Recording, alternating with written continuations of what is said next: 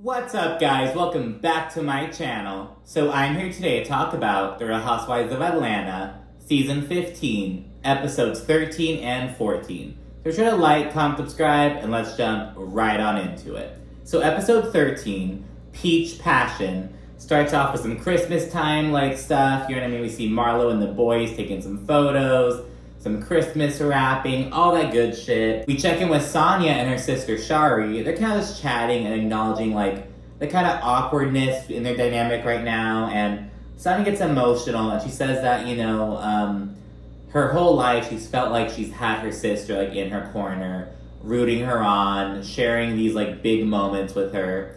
And lately she feels like her sister like isn't there. And I think it's kind of going to the whole Mommy Nation brunch situation where like her sister couldn't go, but she had to go do Sonia's hair, does this big old thing, she left early. So it's kind of just like get to the root of that, being like, hey, like, I think some changes in our relationship and they kind of make me upset. And Shari says, though, that, my whole, like, you're used to me being in your corner and being like the, epitome of support, but I have a family, I have a husband, I have children, like, I have other priorities that supersede my sisterly responsibilities, like, frankly, you know what I mean? And Sonia acknowledges, like, she's right. She's not just my baby sister anymore. She's not my little cheerleader, like. So Sonia's, like, kind of grappling with that. I remember way back earlier this season, everyone was Team Sonia. Everyone was like, oh, Shari sounds so unappreciative, like.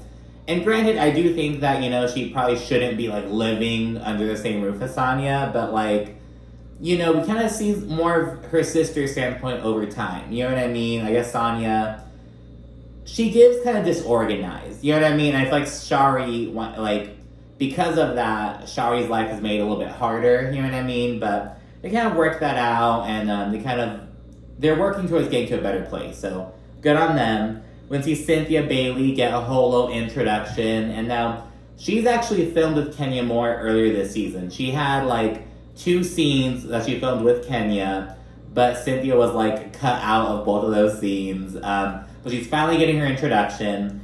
She's gonna meet up with Kandi, have a little sit down, and Cynthia, she gets there, she kind of reflects on like, going through her second divorce at 55. She's like, I still believe in love, but it's kind of crazy to be starting over again. Kind of a little update stuff. Kandi that introduces this whole bedroom Kandi Pete social she's going to be having. It's in honor of 10 years of bedroom Kandi. So she's really excited and she's going to be launching this like multi-purpose peach vibrating toy. It's like later on she's like, oh, you can put it like on your clit. If you're giving head, you can put it on your jaw to like vibrate it. You can put it below his, like, ball size. It's just a whole fucking thing. It's like, okay, Kandi, like a multi-purpose queen. So they do that. Kandi says that, I've gotten into it with everyone except Kenya. And she kind of touches on her situation with Drew, just fills Cynthia in. And in the confessional, Kandi's like, why is Drew trying so hard to deny this? Like, I'm sex positive and I don't believe in outing people.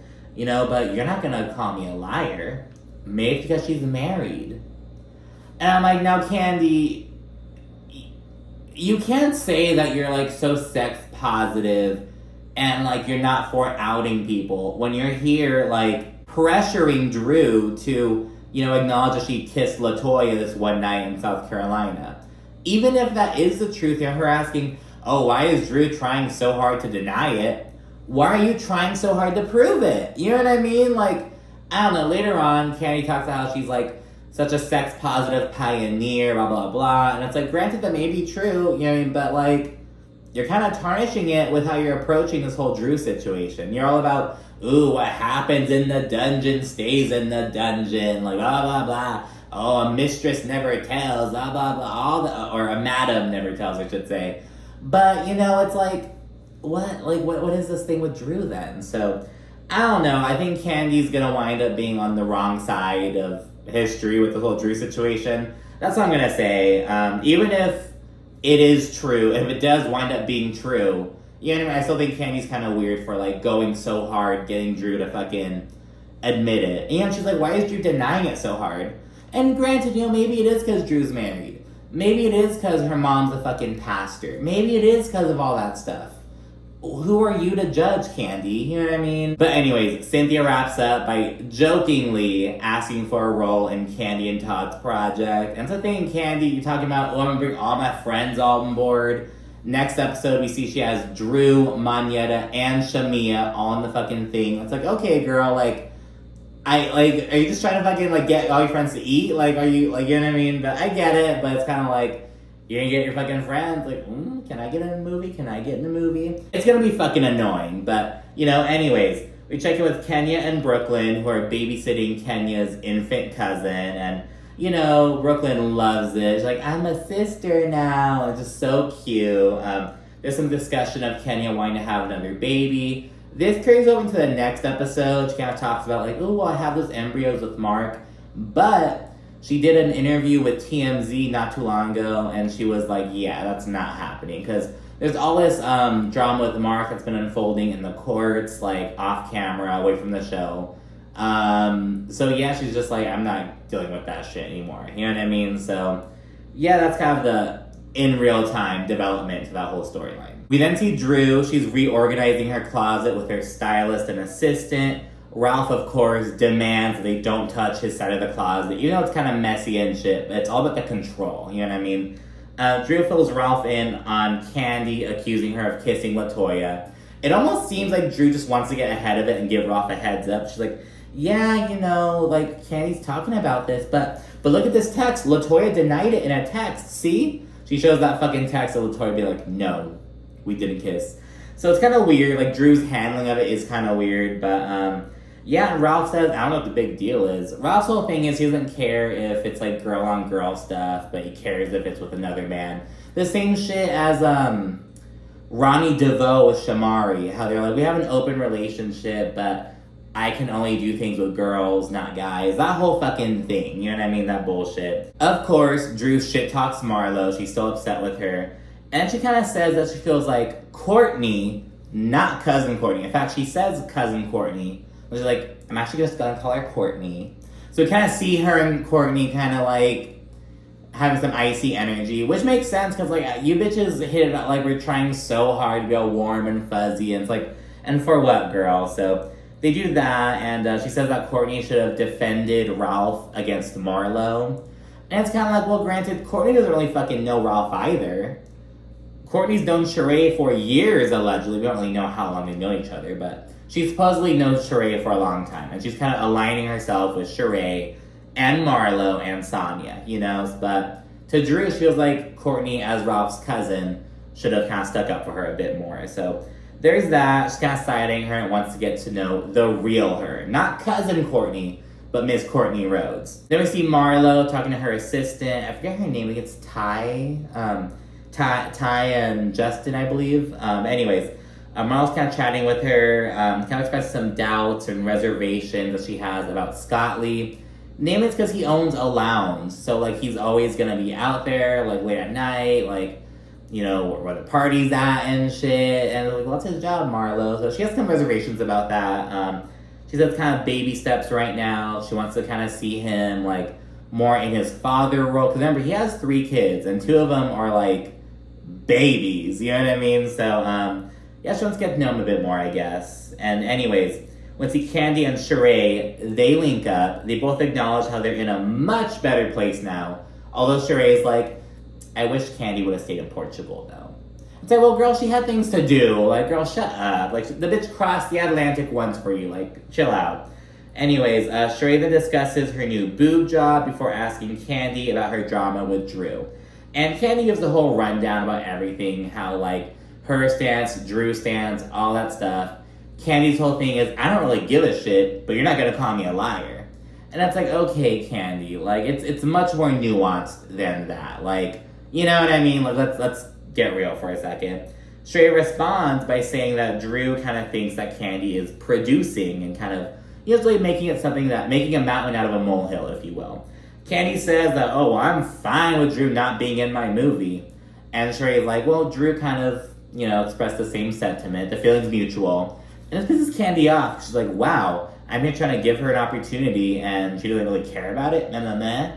So it's a big ol' fucking thing. Kandi's not really feeling Drew right now. We then see the ladies getting ready for Kandi's steamy little peach social. It's gonna be held at the Selfie Museum down in Atlanta, so it's a pretty cool environment, pretty interactive and shit like that. Of course, because it's 4-bedroom Kandi and it's being hosted by Kandi. Very sex themed. Ladies pour in. Kandi and Sheree, they reminisce about like the early days of bedroom Kandi, like 12 years ago when they went to like this sex shop to like see basically Kandi's competition, if you will. And yeah, she's a sex positive pioneer. Be careful to fucking tarnish that legacy, Kandi. Kandi and Marlo, they kind of get along and shit. Kandi says, look, we can be cordial and all, but as far as like building a friendship, no chance. Like that bridge is burned essentially. And Kandi at this point reveals her multi-purpose sex toys, talked about earlier. Sonia, she's in the confessional like, all right, taking all these notes, okay, got it. The big old thing. More ladies roll in, some party antics and whatnot. We then learn that after Kenya and Cynthia fell out on Ultimate Girls Trip, they wound up reconciling at Teresa Giudice's wedding. I guess they hadn't talked for months after that trip, so it's a big old thing. Everyone except Drew is there at this point, and they're all kind of accusing her of lying. Everyone is basically on the same page of like, Drew's fucking lying, basically. She then waltzes in. Shortly thereafter, we see Marlo and Ralph kind of by the bar chit-chatting. And Marlo's like, oh, my Aquarius brother. If anyone's an Aquarius, Marlo's gonna be like, my Aquarius. Except Kenya. They're both Aquariuses, but they don't like each other. But, so kind of talking about that. Marlo's kind of setting the record straight about how she was like, look, I wasn't saying anything bad about you. It was just like, you work in technology, which is true. Marlo wasn't saying anything bad about Ralph. She was kind of being silly. So yeah, they kind of get along, and Marlo kind of throws some shade at Drew. She tells Ralph, oh, I just know that I'm here for you. You never know what you're going to get when you wake up in the morning. We both know Drew's a liar. So kind of talking shit. Ralph is kind of taking it in. Not a good sign. But, yeah, I guess Marlo and Ralph are all fucking buddy-buddy and shit. So there's that. Then LaToya arrives. And, Drew says that she's ready to set the record straight and unveil the truth. Not LaToya's there. LaToya then goes up to Kandi, and she's like, hey, Kandi, I'm upset with you. And she says she was unable to defend herself when she was brought up in Portugal. I'm like, girl, you were unable to defend yourself because you weren't there. Like, you know what I mean? Like, you're not in this group. You're fucking lucky, because according to Kandi, she still invites LaToya to everything. Like, anytime Kandi, throws an event, she invites LaToya. We just don't see the bitch, you know what I mean? But I guess she's always there. So yeah, it's like, girl, you're lucky to be getting that. Don't push it, you know what I mean? You didn't defend yourself in Portugal because you weren't invited. At that point, Kandi, LaToya, and Drew, they go to an adjacent room to kind of chat in private. LaToya also sends for Marlo. She's like, she's the one who sent me the videos. Marlo should be here as well. In the confessional, Drew says, she's like, I don't know if LaToya's gonna throw me under the bus or tell her truth. Just the wording is so weird. Like, throw you under the bus? How could LaToya throw you under the bus if you didn't share a kiss? Because to me, throwing someone under the bus is like unnecessarily tattling on someone, basically. You know what I mean? Like, I don't see throwing someone at, if I say a lie about someone, I don't see that as throwing them under the bus. I'm lying about them. To throw someone under the bus is unnecessary tattle on them, to fucking say a truth that hurts them. So how could LaToya throw you under the bus if nothing happened? And then the whole thing about her truth. Drew later on says, this is my truth. I'm defending my truth. And now I think that saying works with certain things. Oh, I felt offended by that person. That's my truth. You know what I mean? The other person may have not felt offended, but I felt offended by, you know what I mean? That is my truth. That is how I interpret the situation. My takeaway, you know what I mean? But with certain things, it's girl, there is the truth. You know what I mean? With some things, this is my truth, this is their truth. Girl, with some things, there's only one fucking truth. Did you or did you not do it? So, I don't know, Drew's wording is weird. Again, I still don't think how Kenny's handling it is working, but Drew, she's, you need to kind of check your wording, girl. Be careful. Don't tattle on yourself. Anyways, they discuss the Portugal trip, and Drew randomly accuses Marlo of, like, editing the video. She's like, you sent these little tiny clips, you didn't send the whole videos. And Marlo's like, since when the fuck am I a video editor? Like, bitch, I know I said I work in technology. I don't really do that. So Marlo's like, what the hell? Like, there's no fucking way. She, like, storms off. She's like, Drew, you're fucking lying. And as she's leaving, she's like, and scene! This whole fucking funny little thing. And yeah, Kandi again says she won't be called a liar. And Drew's like, I'm just sharing my truth. I'm just defending my truth. They discuss it more. Drew says that, maybe Kandi fucking fantasized it. It's fucking so stupid. Candy's like, I'm gonna throw up. This whole thing, they agree to disagree, and the conversation ends there. And in the last little scene of this episode, we see Drew in a confessional. And she says that the entire Kiss story actually originated back on the after show in 2021. I was like 2001. No, not that far back, in 2021. So yeah, on an episode of the after show, Kandi and LaToya were talking, and Kandi was like, ooh, it looked like you and Drew kissed. And LaToya was like, no, what? No way. Like, she denied it instantly. And in that same conversation, Kandi was like, oh, maybe I'm just wrong. Maybe I just misjudged the situation. So Kandi acknowledged that there. And I'm like, ooh, Kandi. Drew did her fucking digging. Drew went looking over. Oh my gosh. So, yeah, girl. Candy's not looking good at the end of this episode. And it's where we see Drew start to fucking like, all right, girl, you can say all stuff about me. And you can say that you won't be called a liar. But you're kind of calling yourself a liar. Like, were you lying then or are you lying now? Basically. So, yeah, kind of interesting. So anyway, that's episode 13. Let's go to episode 14. So episode 14, Wreck-It Ralph, kicks off with Drew and her sister, Allison, sharing this little property to host this little mental health getaway. You'll kind of think it's like, oh, did they just do like a healing journey in Portugal? But this is kind of inspired by Allison's own mental health journey, kind of opening up about her experiences and her healing and stuff. So different inspirations, I guess. Sheree's is more bullshit. We then see Sonia. She reveals to Ross that she's pregnant, and they share the news with the family. It's a really sweet moment, really exciting. Sonia's sister, Shari, is so happy for her, just her look on her face and her voice. It's really sweet. We get to see Sonia's baby bump in her reunion look. I do have to acknowledge, though, that during an interview with People magazine a few weeks ago, she shared that the pregnancy we see on the show tragically ended in a miscarriage. But she got pregnant again shortly afterwards. She has her rainbow baby right now. So yeah, it's kind of sharing that for transparency.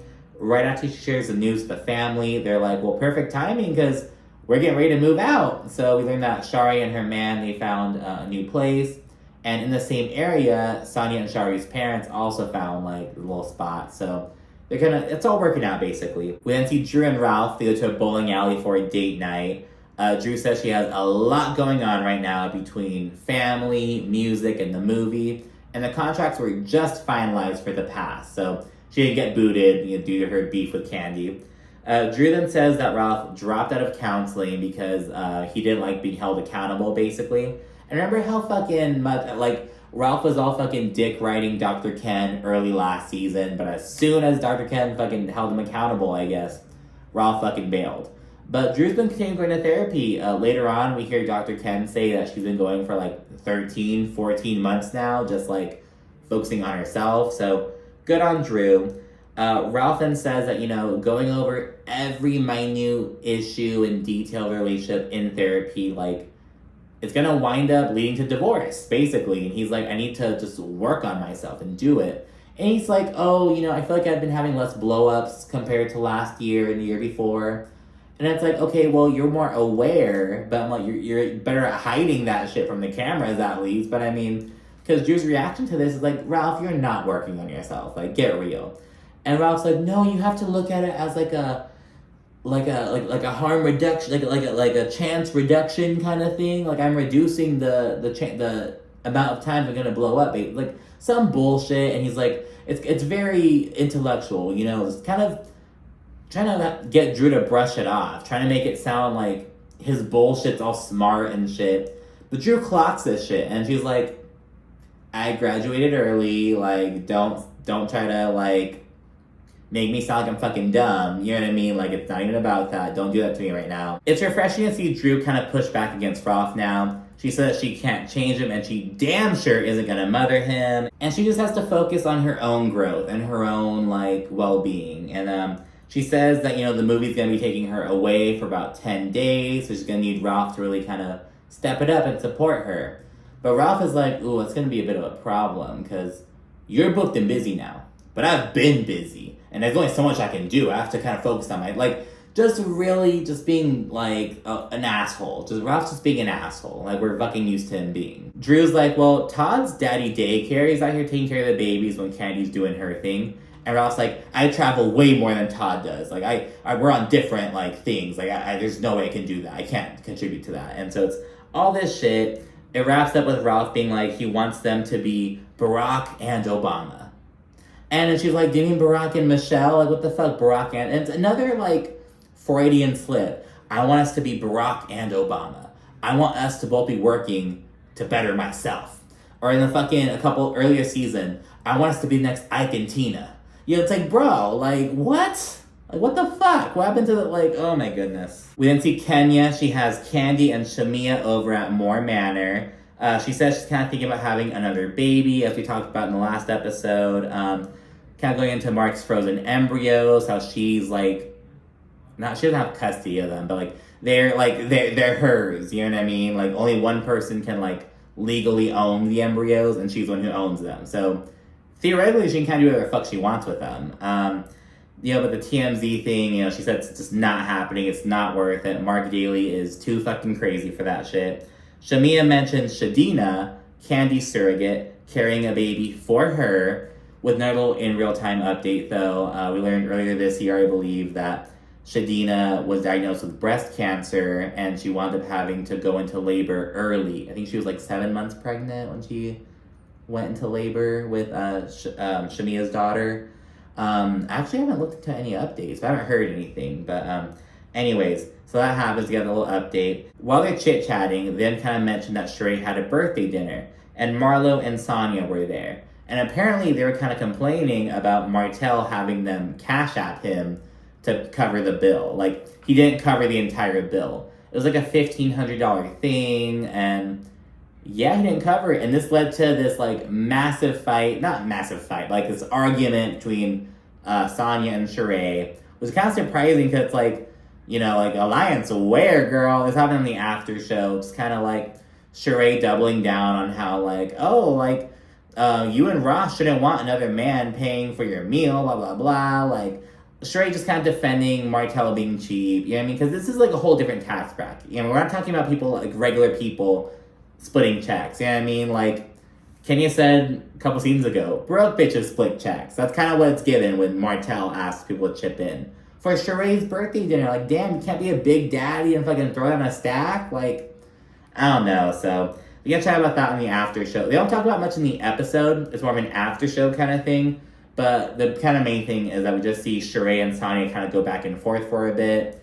It doesn't really go anywhere. It kind of ends with like an agree to disagree kind of thing. But anyways, yeah. So Sheree and Martell, both cheap asses. And speaking of Sheree, the next scene we see her giving her dog Gotti a bath.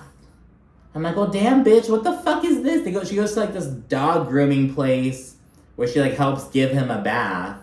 And I was like, what's the point of taking him to, like, a dog grooming place if you have to help? Like, I get it might be a whole, like, experience, but it's like, if I'm taking my dog somewhere, I'm not gonna help wash them. I can wash my dog myself in the fucking bathtub, you know what I mean? Like, damn. So, yeah, that happens. She, like, gets a phone call, talks with Martell for a little bit. Production asks, like, ooh, what did Martell get you for your birthday? And she's like, an Alexander McQueen Hamed? Her stuttering is like, girl, he didn't get you shit for your fucking birthday. Stop lying, Sheree. Get the fuck out of here. We learn that Sheree still has an AOL email, so people kind of giving her shit online about that. Then it's a table read for the pass. It's kind of awkward between Kandi and Drew, considering what they recently went through, but they're both kind of over it. So, like, whatever, girl. We're here to get this damn thing done. Let's handle. In addition to Drew, we also see Monyetta and Shamia there, so Kandi's giving all her little friends roles and whatnot, but Hey, if they can do well, they do well. And finally, it's the day of Drew's mental health retreat. She says it came about due to her sister opening up and sharing her journey. She knew nothing about what her sister had gone through, basically. Ladies again rolling in. Right after the women arrive, Ralph comes in. According to Drew, Ralph's been really distant since their date night. He, isn't sleeping in the same bedroom as her. He showed up late, all this shit. And he proceeds to hug every woman in the room, aside from Drew. And it's like, damn. And she's just there looking stupid. And it's like, oh my, Kenya and Sheree pick up on it and kind of chime in a confessional. Ralph, are you kidding me? He's trying to embarrass Drew. And it's just really fucking sad to see. Drew's this is typical Ralph. When he feels disrespected, he gets all cold and shit. This whole thing. Allison seems to give an emotional speech about mental health before they segue to a little drop it with Drew event, kind of just getting the body moving and shit. This is followed with some meditation. In the confessional, Sheree's obtuse ass. She's like, I'm giving myself a pat in the back because I'm just glad that my Portugal trip inspired Drew to do this. It's just so disrespectful. It's this is for Drew's sister. You fucking disrespectful bitch. Sheree's good job, Sheree. Good job. It's you fuck, just trying to be funny. And it's no, it's deeper than that, Sheree. You're fucking irrelevant. You've been fired from the show before. You're gonna get fired again. Girl, get out of here. Sheree is just a bitch. I don't know. But not even an enjoyable, but she's just a dumb bitch. I don't know. Sheree just always, it's just irritates. Something about Sheree. I don't know what it is. Something about Mary. Something about Sheree, but in a bad way. You know what I mean? It's, oh my goodness.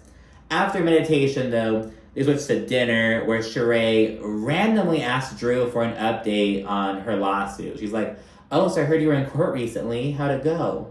And it's again, Sheree, really? Drew's like, oh, thank you for asking. I appreciate it.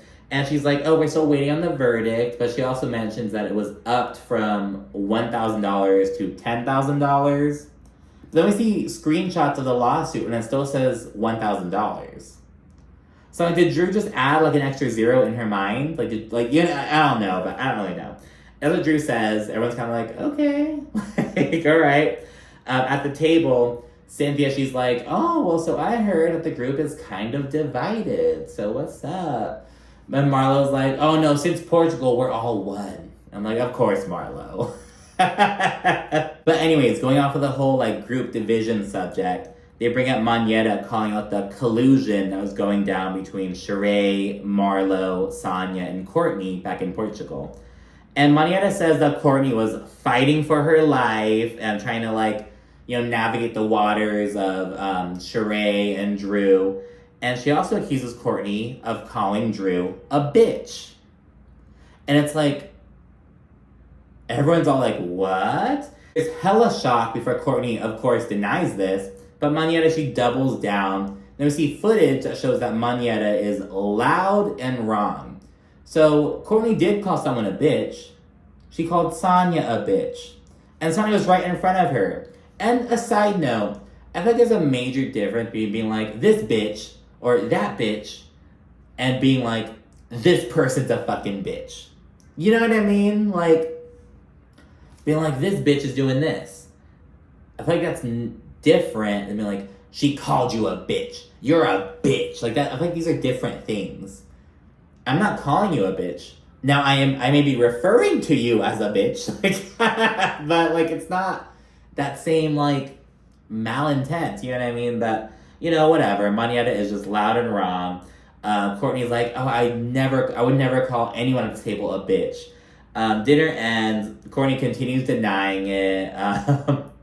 She's I don't even use the word bitch. And Moneta's yes, you did. And Courtney's bitch, no, I didn't.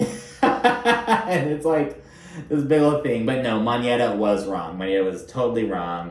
Outside, a little group photo where Sonia slyly reveals that she's pregnant. She's she has a t-shirt that says, I'm pregnant. And she has a vest on, though. And she opens her vest mid-photo. And then when they look at the photo afterwards, oh, Sonia's pregnant. It's a big old thing. And they have a really sweet, loving moment afterwards. Then the last scene is Drew having her first solo in-person session with Mr. Dr. Ken. Says that all the issues within the relationship are really kind of challenging her now. She's like, I put up a lot with Ralph over the years, but, it's really starting to kind of like, she's starting to really see the bullshit. Now she's kind of focusing on herself. She's going to really see, like, that she deserves better, essentially. Drew says she's done with being gaslit, and Dr. Ken's little shady ass, he's like, well, where does that leave your marriage?